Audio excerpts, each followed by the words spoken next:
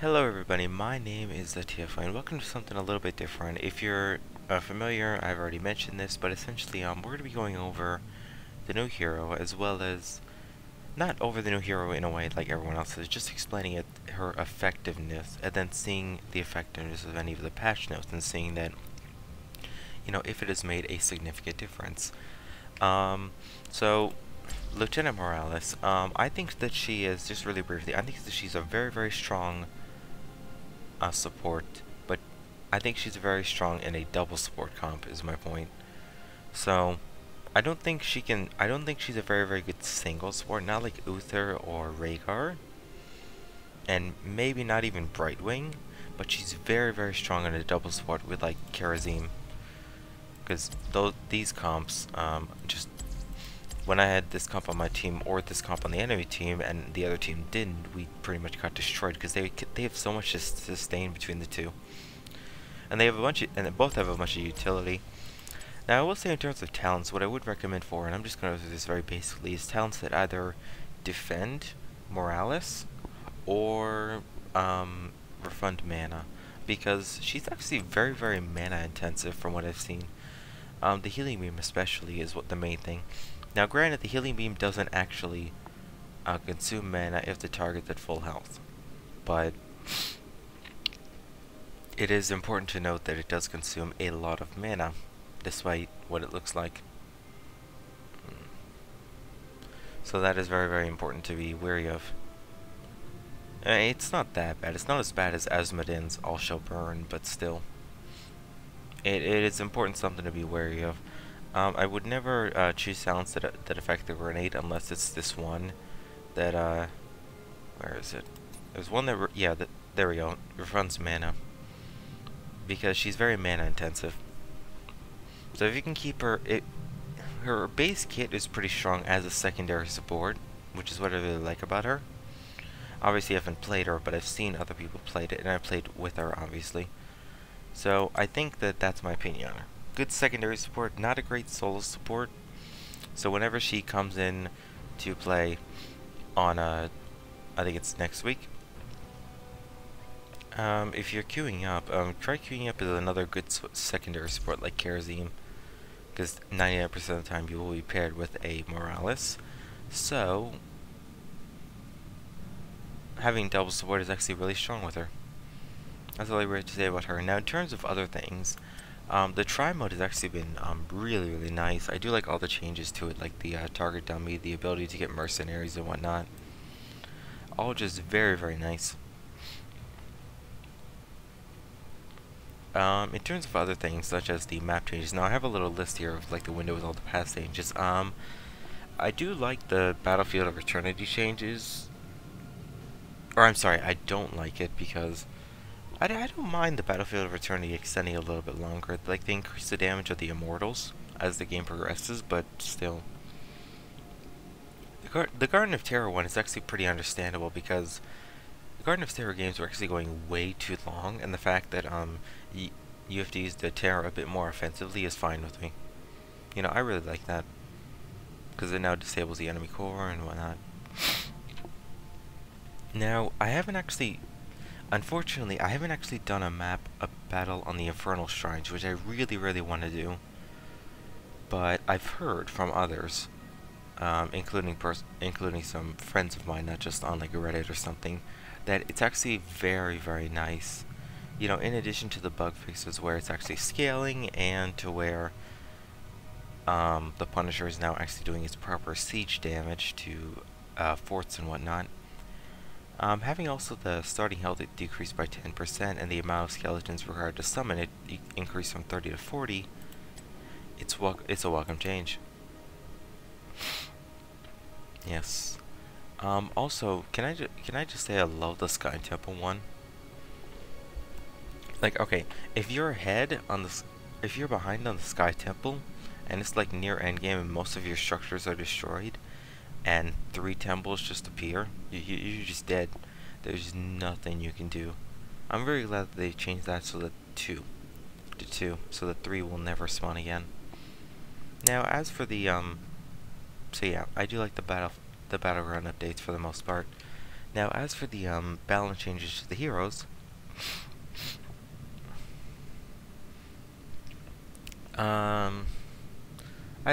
the Butcher, you know, nothing significant. The Savage Charge was from 15 to 10%, which is fine. You know, not a big fan. The Zero to offer is actually pretty huge. Well, not huge, but in a sense where, you need to be a little bit more aggressive with the Zero tool, which is fine. I don't know if the Void Prison change is going to change much, but I do like the Wormhole change, so...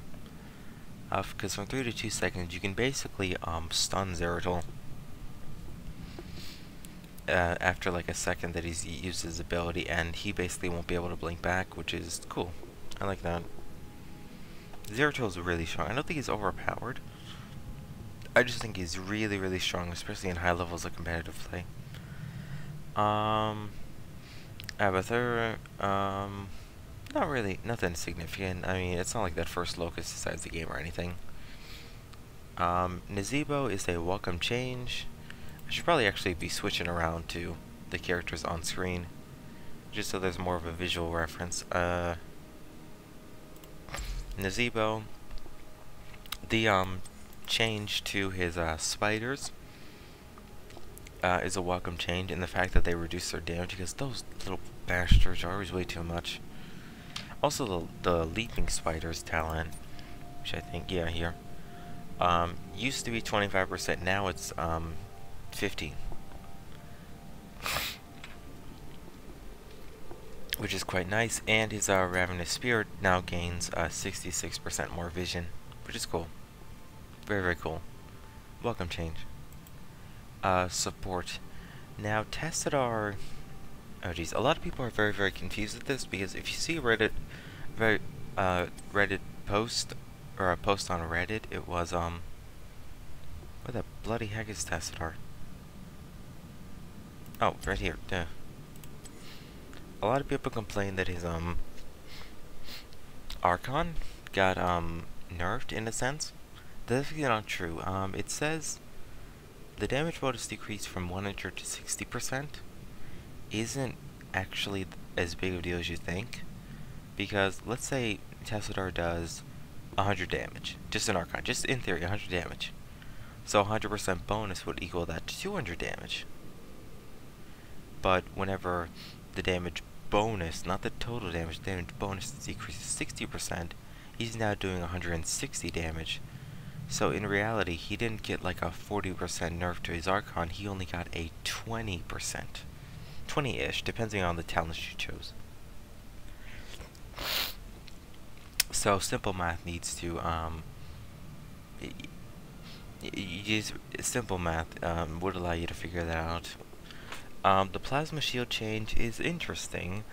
Definitely, it's quite nice.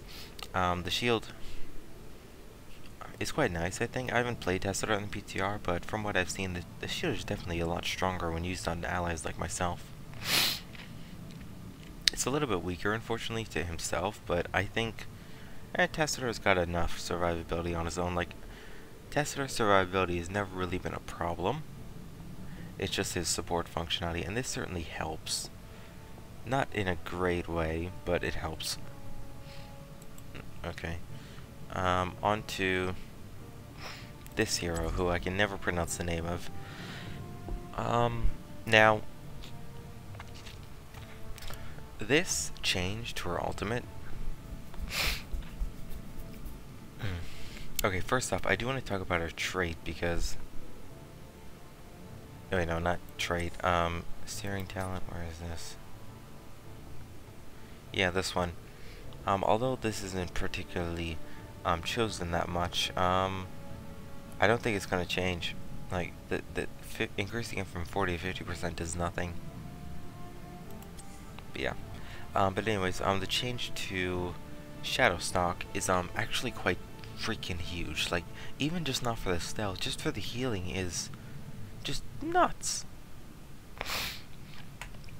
Like, okay, it's not that significant. Like, if you look at Rhaegar, it's only 10% of the healing it's worth.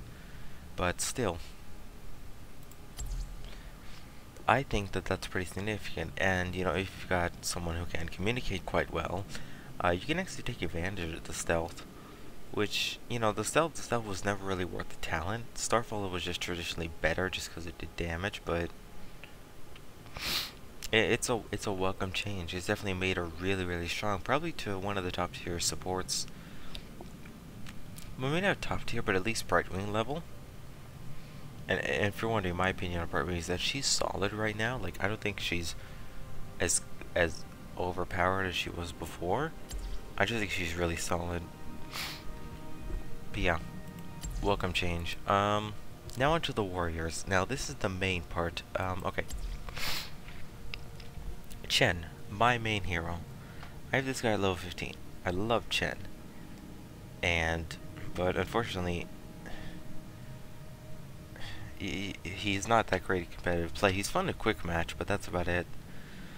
So what I will say is that the changes are definitely very, very welcome. First off, the change to his trait is quite cool. It is a bit weaker in the late game, but it's a lot about 50% stronger in the early game, which is fine. Which is 100% fine in my opinion, because in the late game, the shield never really mattered that much. Like, it was always too strong. I always felt the shield was too weak in the early game and too strong in the late game. Not including boulder flavor or anything at 16. But yes, this is a welcome change, and I do like it. I do like that brew restores in 5 increments, which is quite cool. So now you won't have Chen with like 36 brew or something, or some odd number. You know, keg toss has been removed. One thing I will say about Chen is that his talents are still a bit weird in the fact that he's got a lot of strong talents in some tiers and some mediocre talents in others. So like, if you look at Grounding Brew, like Grounding Brew is actually really, really strong if you have a support. If you don't have a support, or you think that the enemy is, or I'm sorry, if you don't have a support, I would take Regeneration Master, but I would take Grounding Brew if the enemy has like a bunch of ability damage on it. Overall, I think this is a really strong talent. I've been using this instead of Regeneration Master, and because we always have a Morales on our team, we always have support, so this is fine. Tier 4 is still pretty much amplified healing. You know, I don't think any of these are really any good other than Swift Reflexes. I actually have been taking Brewmaster's Balance a lot less, and I've been going for Ring of Fire. Ring of Fire is actually really strong, even on the main account. Like, the amount of damage it does to minions and whatnot is actually pretty strong. Especially in the late game, you as Chen can clear waves of minions that are just a bunch of waves of minions that are pushing lane just as strong as Johanna. Now, a lot of people have said that the Wandering Keg knockaround has been fixed. I tend to disagree. I still find it a little bit inconsistent. I think it's better, but I don't think it's entirely fixed. Still, 99% of the time I will stick Storm Earth Fire. This is a bit of a weird talent tree because he doesn't really have anything great other than enough to share. Like, these two are almost never going to be chosen. Brew Strike is just too situational, and Touch of Honey is just not really that great. Boulder Flavor I always take. Some people recommend Pressure Point, but I like Boulder Flavor. And then I always take Elemental Conduit, but more to the point. Oh, also, I forgot to mention, Chen's Flying Kick speed has actually been increased by 20%, which is actually quite... You'd be surprised how fast this large panda can move. Yeah.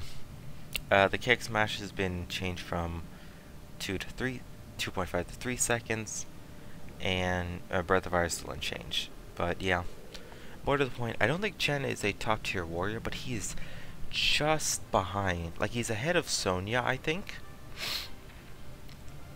and maybe a little bit above Tyrael, just because Tyrael just has huge mana problems, especially in the late game. But I think Chen is actually really, really strong. Now let's look at the other warriors. Now we have Diablo. Now, I wanted these changes to be effective. I really did. But They're not. Well, in a sense they are. Diablo works well in a comp that has a second warrior. If he is the only warrior, he won't do shit. Diablo does nothing on his own. Like, Diablo... The problem with Diablo is that, unlike other warriors, like, Sonya or Chen, Sonya, Leoric, Johanna, or even Bloody Chen, Diablo's base kit does not have a way of providing any sort of health to him.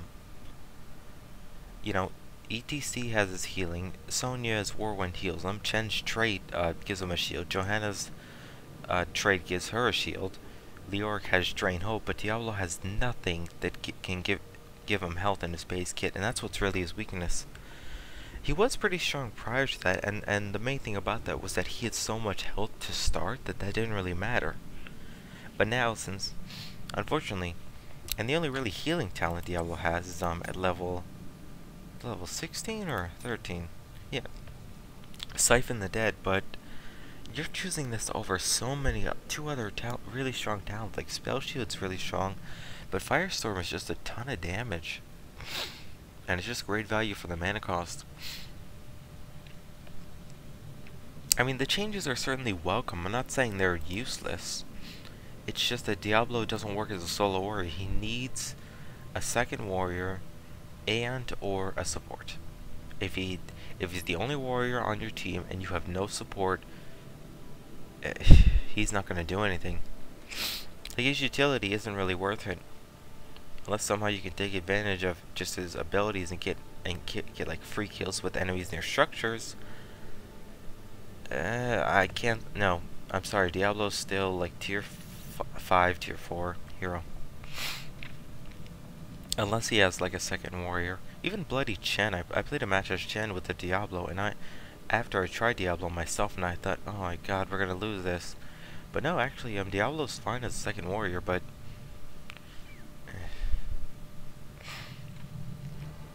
No, I'm sorry. Now, ETC on the other hand, oh my god, ETC might actually become like tier 2 tank. Like, no joke. The power slide increased stun is definitely quite huge. Like, the quarter of a second doesn't seem that big, but it's actually quite strong. They also decreases in mana cost on face melt. And he has a talent that decreases it further. And then the guitar solo is actually increases health as well. So more to the point, I'm actually really liking ETC. I still think Mosh Pit is too bit of a situational ultimate. That's why whenever I had him on free rotation a while back, I would choose Stage Dive just because. I mean, in quick match, you know, and whatnot. Sometimes you just can't coordinate this kind of stuff, or sometimes the enemy just plays around too well with ETC, so taking the other ultimate is always the better option. But yeah, I think the changes to ETC will make him, again, maybe not like top tier like Johanna or Leoric, but just under them. And behind him is like, I think Chen.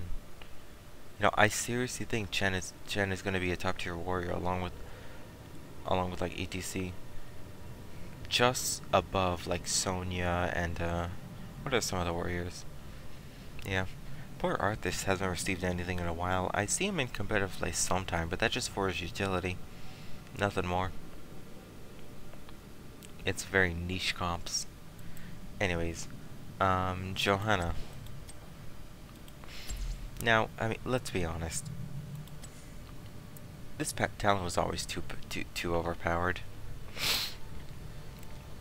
So, so yeah, I'm not surprised that they nerfed Night Take Spawn. You know, it definitely encourages other things such as Regeneration Master, or even Righteous Smash. Because Johanna does have a small mana problem in the early game, but usually, I think you're just fine. Unless you go for like battle momentum, you're gonna need like Righteous Smash or something. But what's actually really annoying is they nerfed the stun from Lesh's shield. from 2 seconds to 1.5, which is, I don't know if that was necessary. Like, I know Blessed Shield is quite a strong talent, but you know, it would help if Falling Sword wasn't at an 80-second cooldown compared to Blessed Shield. You know, I'd be more open to just... Hang on, I want to sneeze. Excuse me. But yeah. I think that the Blessed Shield stun decrease was a little bit unnecessary, but hey. I'm not fussing over it. I've tried Falling Sword in some quick matches and whatnot. It's okay. I don't know if I would still choose it over Blessed Shield, even though it's been nerfed slightly, but meh. I would still take Blessed Shield just because it still interrupts channeled abilities. Next we have Leoric. Now, I mean, the only real change was that, where is it? Skeletal Swing, was decrease in its damage, which is understandable. You know, especially in the late game, like, you were just clearing out minions, or especially in the early game, you were just clearing out minions and whatnot. Too easy. And unfortunately, it makes heroes like Gazlowe just seem like, why would you choose Gazlowe? You don't play Leoric, he does the same thing, but better. But yeah. Well, maybe not better. I mean, Gazlowe can still take mercenaries a little bit better than Leoric, but still. So that's important to note. But yeah, definitely much needed. Muradin, we just had the changes to Haymaker, so it's a bit more responded. Now to Rexxar. Where's Rexxar? Rexxar. Okay. The new ability, Misha Fixate, is actually quite significant. I tried Rexxar on the PTR, or in the test realm, and it's actually allows me to essentially just control Misha a little bit better. And it's also quite nice that Misha will now like hide in a bush when Rexxar is in a bush, and but definitely the range on Misha's leash has definitely been quite a big deal. Like, it just allows Misha to bully people more so than before. Also, and yes, I can understand, because this talent, where is it? Huh? I thought it was... Oh, here we go. Yeah, that needs to be 200%, not 300, because that's just way too powerful. Gives, Rexxar too much, wave clear. So, yeah. Rexxar changes are definitely welcome. Oh, jeez, here we go. Now, Stitches.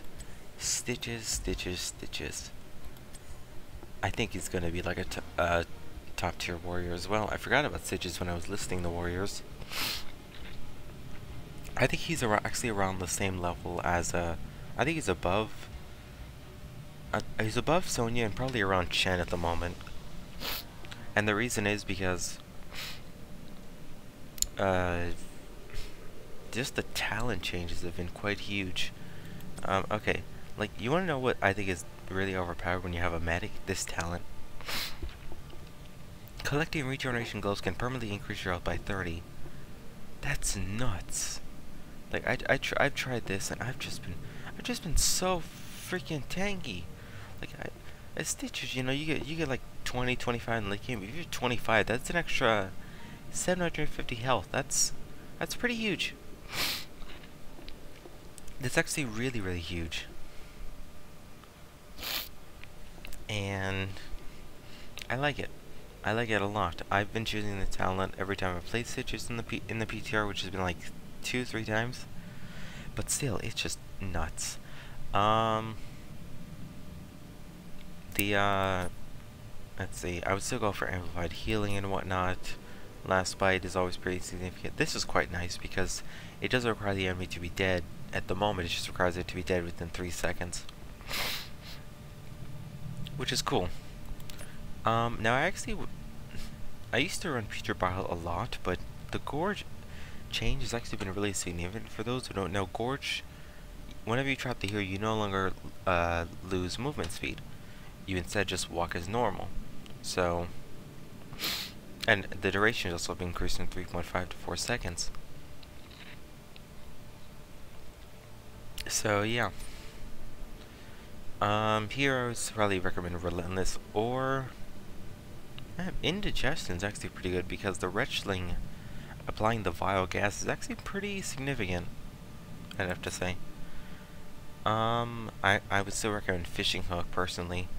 Actually, Helping Hand also is quite interesting because if you use Helping Hand on an ally, it decreases by 50%.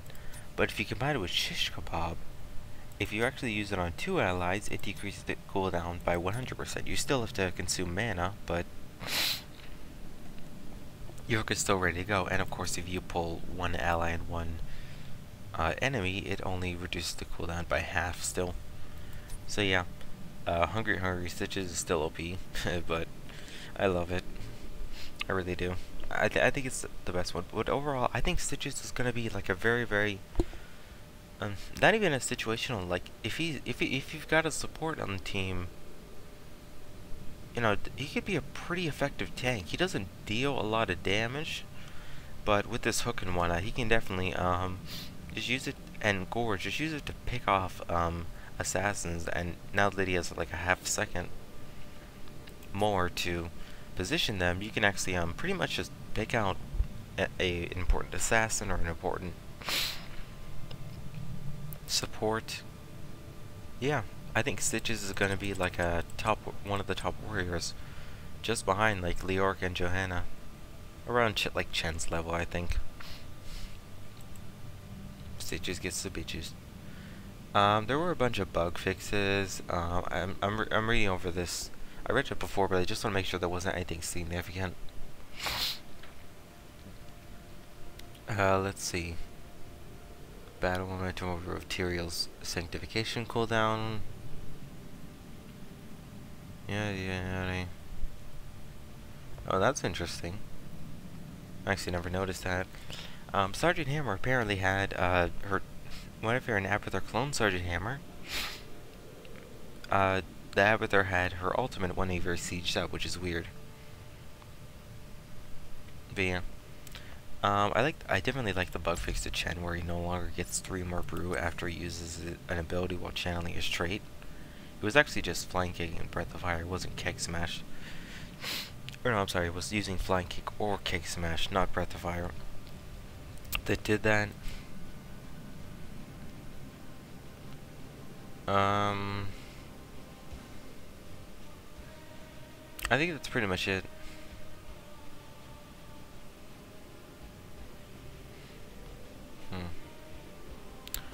Yeah.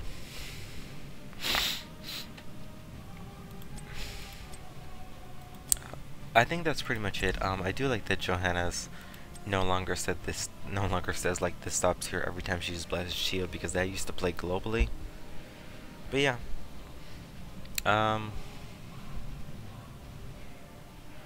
I think that's pretty much it. Like, I don't think there's any more huge changes.